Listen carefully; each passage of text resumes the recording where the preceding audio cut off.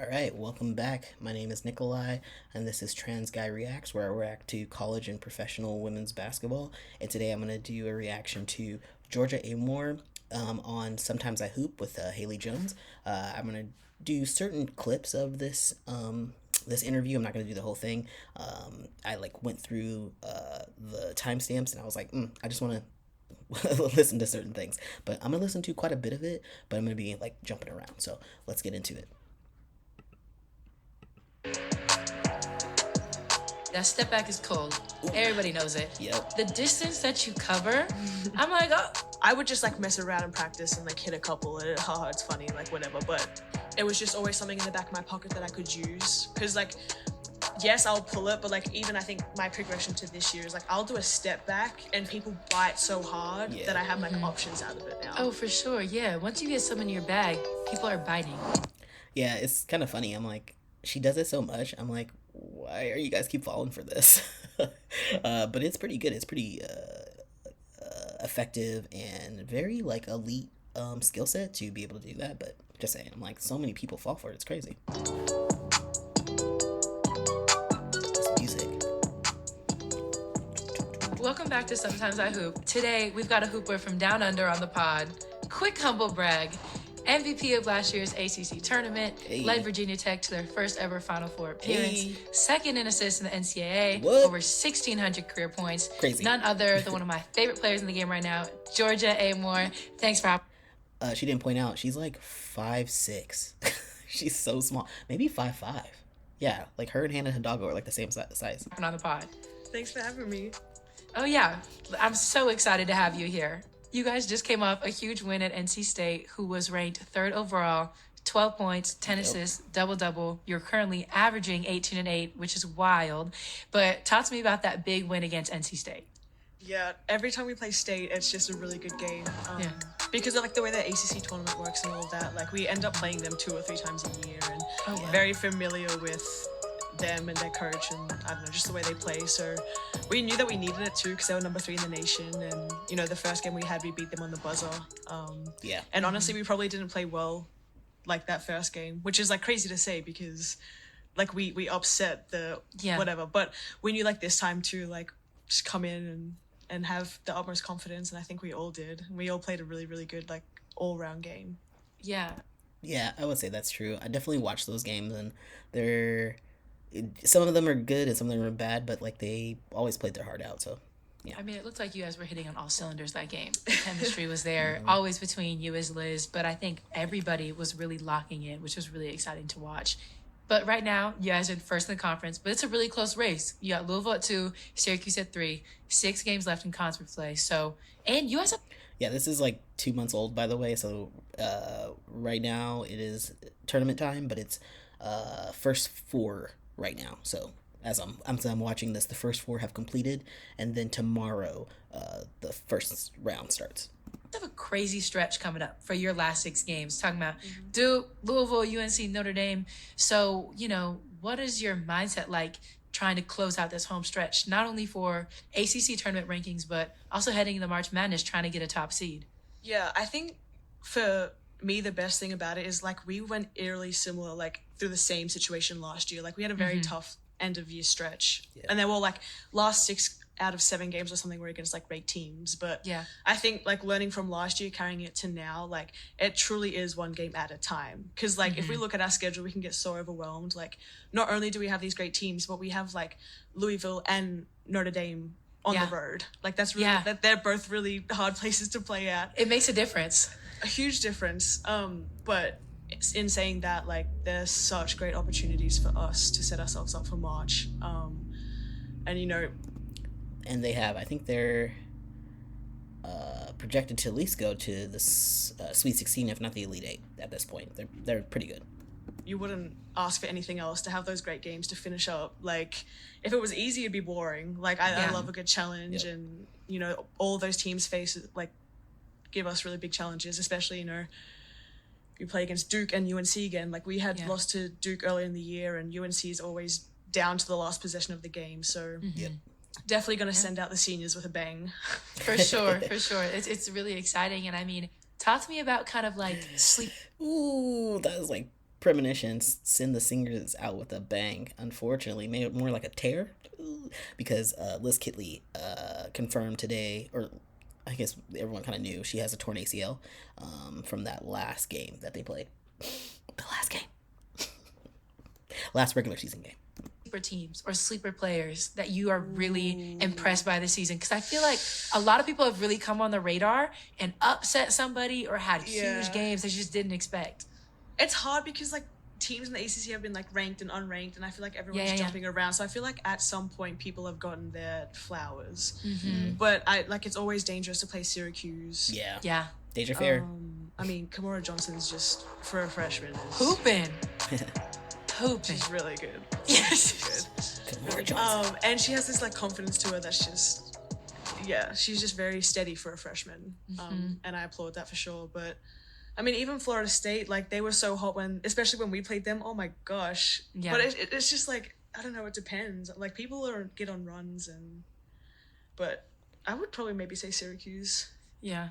I mean, Miss Fair is a bucket. Like how you just scout that? 3,000 points and she's not getting talked like 3,000. Thank you, Georgia. Why is she not being talked about? She is on the all-time leading scoreboard, and no one talks about her. They're like, oh, Caitlin Clark. I'm like, Kelsey Mitchell and Deja Fair. What? Like, can we talk about them? Can we talk about her? She's like also like 5'6" as well, and she's on the all-time leading scorer list. As much as she probably should. Our next thing we're about to get into is talk about giving. All right, so let's skip. I'm going to skip to, she's going to start talking about Australia, I believe. Go deep. You have to go deep. I got you. We'll protect the secrets.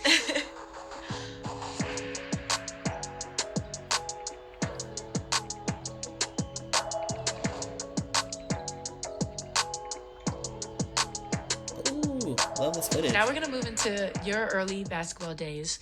Growing up, is it Ballarat, Australia? Ballarat, Australia. Love it. You first started playing basketball when you were 5, and I heard that they needed a sub, and you only had flip flops. Is this a true story? Tell me about it. This is a very true story. And the first time I told this story in the States, so we call flip flops thongs. Oh, so I'm telling this story. I only had thongs on. Oh my god, people were like, what? The what? If you didn't know, in the United States, in the Western world, thong is underwear, and it's underwear that doesn't cover much of your body.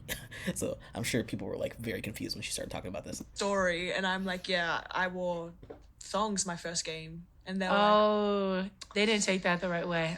Flip flops. I was in flip flops. It was my cousin's game. They all fouled out. Not all of them, but enough to have to drag someone from the stands. And, my cousin still plays in college. And, really, she's been, my idol my whole life. Oh, wow. And, she was kind of the one that went to college. And I'm like, okay, yeah, I defs want to do that as well. But my first game, I was 5. Yep, wearing flip-flops. Wow. That's an amazing story. You went out there in some thongs and got busy. I love that for you. I love breaking ankles. Breaking ankles in your thongs. Okay. Talk to me a little bit about the basketball culture in Australia and how it may be different to what it is here. I mean this the most respectful way in high school and stuff. We don't have highlight tapes. We don't get put on pedestals. We don't get this is the next big thing. I think in Australia it's very blue collar. There's no fluff about it. We're not going to gas you. Yep. It's you got it. I would say that's very true even in the professional league, because they have the WNBL, and it's respected, and it's probably as big as the WNBA, or maybe a little bit smaller, but it's super just more low key. Australians are very much blue collar people. They're not really gassing people up like that. They're not oh yeah, prestige. It's more bringing respect to your family and your community, I think. You got it, or not. That's it. I think also we grow up, we play semi-pro. We don't really do high school basketball. You get thrown in with women. Yeah. If you're fluffing around, they're not going to put up with it. Talk to me about the recruiting process, because for here it's we play travel ball, you play in front of the coaches, all this different stuff. But talking to Agnes a little bit, my only really insight into how you get recruited as Australian is a lot of it is playing either with the Australian national team or sending your film. So talk to me about your recruiting process, how you got in front of coaches, how it is with the time difference, getting on the phone. Did you take visits? What was all of that like? Yeah, so for me, like, my recruiting was very low key. Like, I didn't really have many schools reach out, which is fine. You don't need You just need that one. reach out. You just need that one. It's worked out for me very, very Yes. well. I can tell you that right now. Yeah.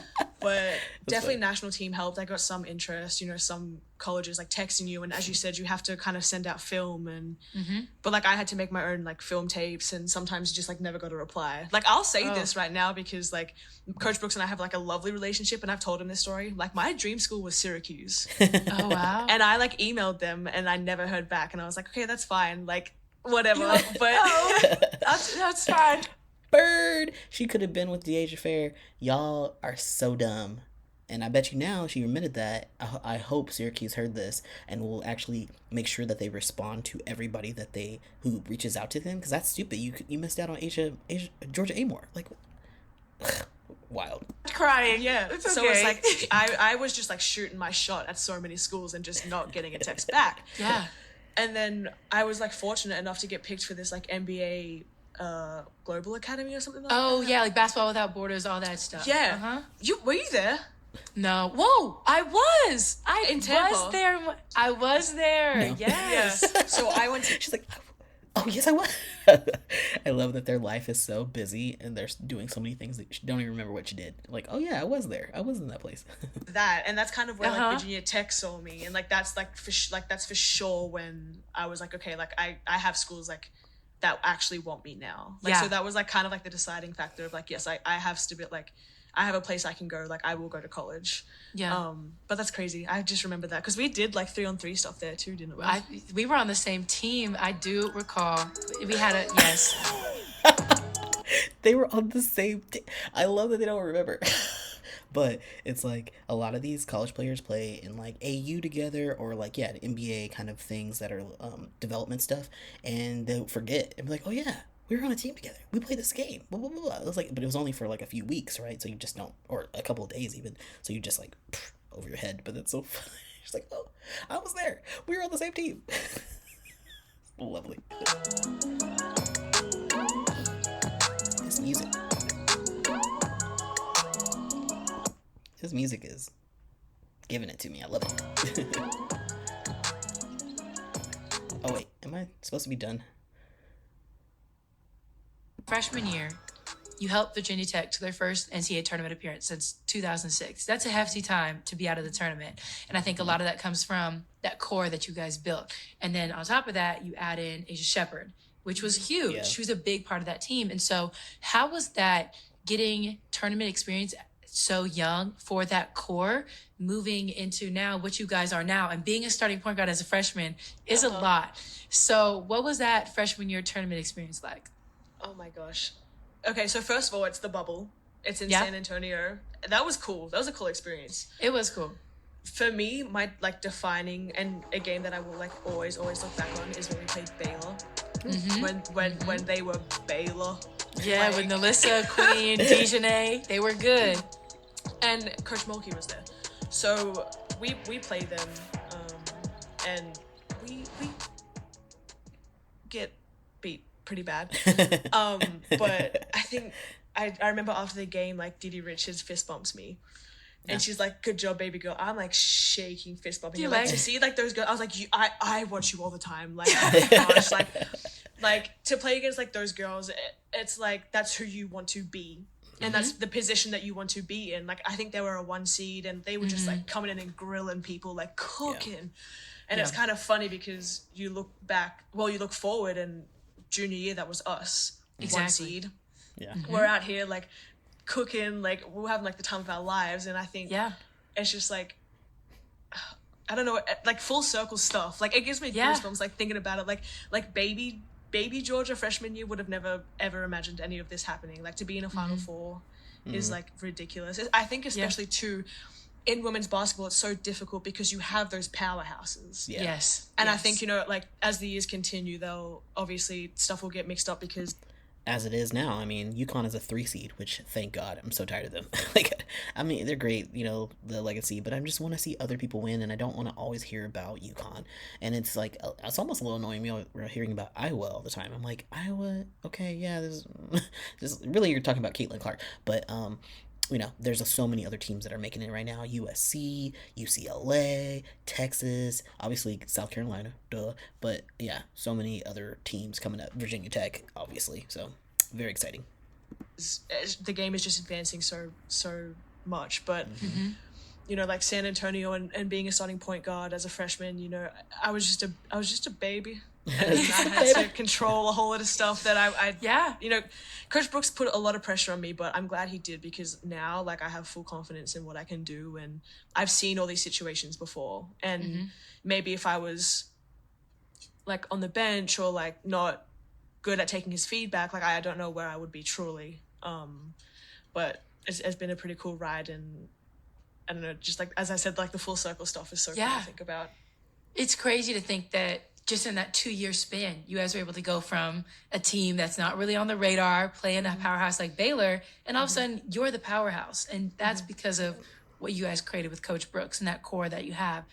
But talking about your junior year, it was huge. And that leap that you made was incredible, honestly. And so we know we got the 3-point shot, all these different things. You got a bit of swag to you as well. As we all know, the way you're out there. In that offseason heading into your junior year, what were your focuses? Was it like, I'm coming in this year, I'm going to be more aggressive? What were you focusing on in the gym with Coach Brooks? He has always had way more confidence in me than I have myself. So I think he's always just told me, like, you're that player, like, you're my point guard, like, go out and prove it. You're the best player on the floor, like, go out and prove it. And but the thing that held me back really was my mental. Like, I've always been like, no, I'm too humble, like, I don't want to be like that, like, oh, I'm not that, I'm not all that. But I think it flipped last year, like, during conference play, when I was like, no, for us to be great, I have to be great. And I have to think that I'm great, and I have to go out and just, like, have no regrets. So like for me it was a mental shift. I don't think it was really anything physically at all. It's 100% mind over matter, and I know that now. And it's not like I would like go in and be like, oh, I'm Georgia Amoore, I deserve this, I deserve that. And it was like, I'm Georgia Amoore, I'm gonna prove to, I don't know who it is, but I'm gonna prove to somebody that we deserve to be where we are. So it was like nothing really physical, it was like literally all mental. When do you think maybe you yourself or you as a team were like, oh, we can go to Final Four. Like, we're a title contending team. We can get there. We have the pieces. I think we fully believed it. Like, all year. Like, we were like, okay, we're special. But it was like a flow state that we had. Like, no one was like, oh, let's like win a natty, blah, blah, blah. It was like, no, like one game at a time. Like, we're going to come in, we're going to bust ass, and we're going to prove it. And I think when we got that 1 seed and whatever, people were like, oh, first 1 seed to bounce, like, don't deserve it, stuff like that. Like we peeped it, and that fuels the fire, and it did. And it did, because they were saying no, it did.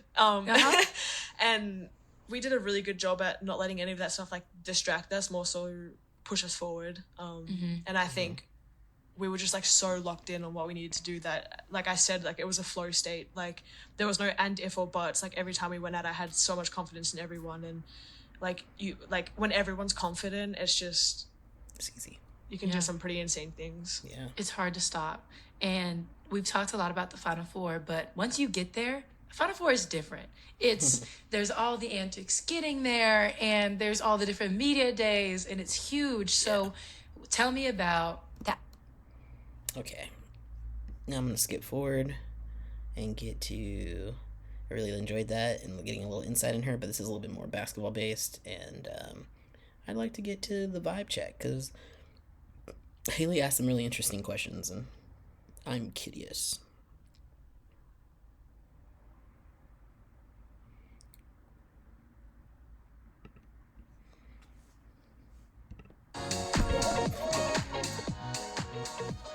But we're gonna slide into our last section here, which is the vibe check, and it's gonna be rapid fire questions.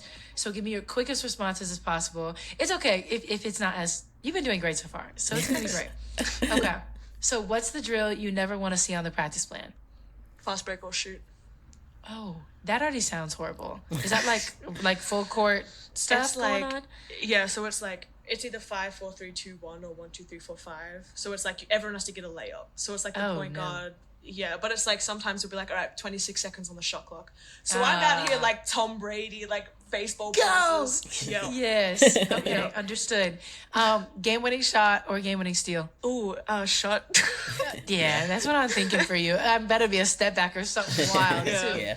Okay, a group TikTok or solo TikTok? Group. Group. Where's the toughest place to play on the road? And tell me why. Probably Louisville. The Louisville? Young Center's pretty big. Yeah. Okay, who's the biggest trash talker? It could be on your team or somebody else. Haley Van Lith.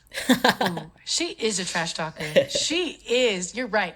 What is you be talking out there. I be see you chirping. What's your best trash talk line? Oh, I'm a mocker.